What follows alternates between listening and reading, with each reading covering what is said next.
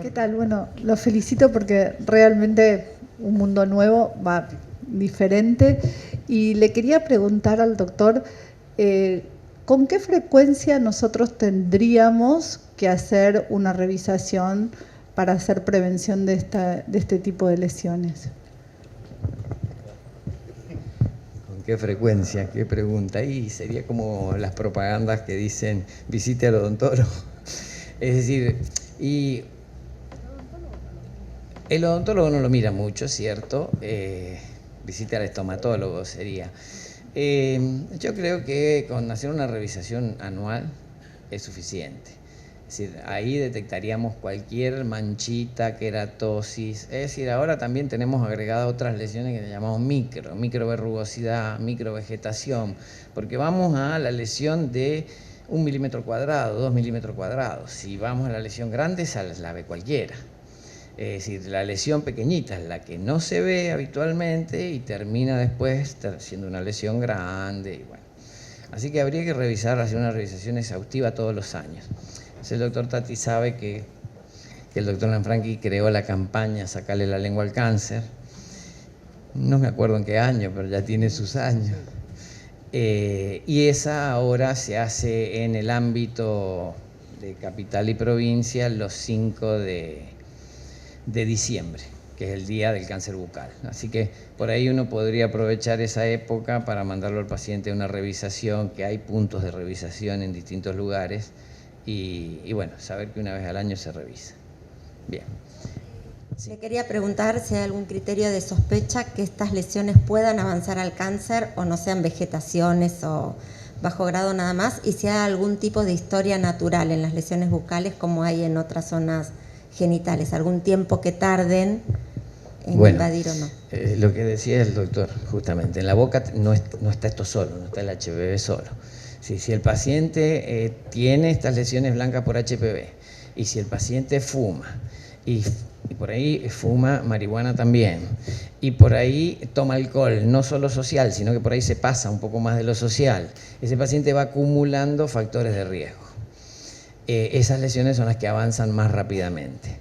En nuestra experiencia, si el paciente tiene infección o asociación de HPV con un líquen de base o con una leucoplasia de base, eso va a avanzar mucho más rápido. Es decir, va a avanzar mucho más rápido que en el transcurso de 3 a 6 meses ya puede tener un primer carcinoma. Primer carcinoma muy pequeñito que también hay que saber detectarlo para biopsiarlo y tener el resultado. Esa era. Sí.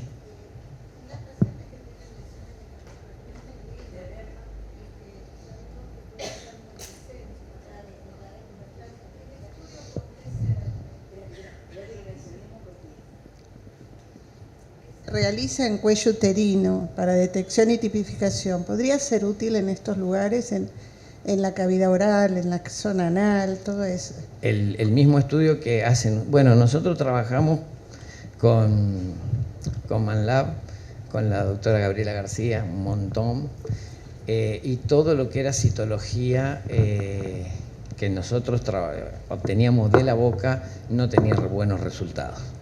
Y como no había un score anterior, entonces decidimos tomar tejido. Es decir que si no tomamos tejido no estamos seguros de lo que tenemos, del HPV que tenemos. La técnica de PCR es la misma, usamos la misma máquina, el mismo Nestetsi, eso es lo mismo. Lo que sí necesitamos más material que solo el obtenido con un cepillito, con citología. Y por otro lado, ¿querés decir vos, Paula? Hicimos un trabajo de HPV genital bucal y ¿qué obtuvimos? Hola.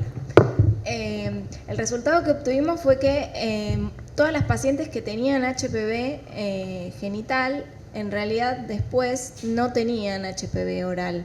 Solamente en 3 pacientes obtuvimos una coincidencia y en 2 pacientes tenían el mismo genotipo. En otra paciente tenía 2 genotipos diferentes, genital y bucal. Y también quería agregar, con la pregunta de la doctora, que también tiene que ver el genotipo de HPV que está involucrado en la lesión, porque si es de bajo riesgo, aunque tenga una lesión potencialmente maligna, no se va a integrar en el ADN, no lo va a modificar, entonces no tiene menor chance de malignizarse solamente por la coinfección con HPV. ¿Puedo hacer una pregunta? No, yo no quisiera dejar afuera al doctor Carrera. ¿Por qué? Porque el cáncer que se viene es el orofaringio, claramente. Estamos en la estrategia de eliminación del cáncer y si vemos lo que pasa en los países desarrollados, el orofaringio está superando ampliamente al cáncer de cuello de útero. ¿A vos qué te parece? ¿Va a haber un test de saliva? ¿Va a haber un test que lo detecte precozmente? Porque en Estados Unidos es un problema para hombres y mujeres cáncer orofaringio en este momento. Sí, de hecho... Para Suecia, Noruega, Finlandia también. Y cuando lo vemos allá arriba, después lo tenemos acá. Exacto. El tema es que justamente Estados Unidos creo que este año cumplió, pasó la barrera del cáncer de orofaringe, superó al cáncer cervicuterino en cuanto a BPH positivo. Es decir, que la primera manifestación de cáncer relacionado al HPV en Estados Unidos es el cáncer de orofaringe y no como ocurre en otros países en vía de desarrollo. Yo por eso hice separar ese paralelismo. Lamentablemente, o sea, como tenemos en cuenta la gran prevalencia que existe en general del virus del papiloma humano, lo que no logramos entender es por qué determinadas personas evolucionan a tener un cáncer de orofaringe versus otras que no, aún estando expuestas a la misma fuente, ¿sí? Como dijimos, hay otro montón de factores principalmente relacionados al clearance viral y a otro montón de formas en las cuales ese cuerpo en particular no puede desembarazarse de ese virus de papiloma humano. Entonces, razón por la cual tratar de encontrar una lesión que no siempre vaya no una lesión, pero algo como en una muestra de saliva que demuestre justamente el virus, porque no siempre va a haber enfermedad asociada a eso. Es decir, podemos tener virología positiva independientemente de no desarrollar el virus y no desarrollarlo nunca. No desarrollar el cáncer y no desarrollarlo nunca en el futuro. Entonces, es una complicación probablemente. Yo creo que a futuro esto va a ir mejorando con las tasas de vacunación en ascenso, ¿sí? Como dijimos, al ser de los últimos que llegamos, probablemente somos los que al final tendremos la mayor cantidad de pacientes o de menor cantidad de cáncer asociado a la vacunación. Pero creo que nos faltan años todavía, pero porque son años de experiencia, años de vacunación y que los pacientes que se están vacunando ahora lleguen a la adultez tardía, que es donde encontramos estos cánceres. Bueno, en virtud de la hora vamos a dar por finalizado el simposio. Muchas gracias, doctor Carrera, muchas gracias, doctor Verdú.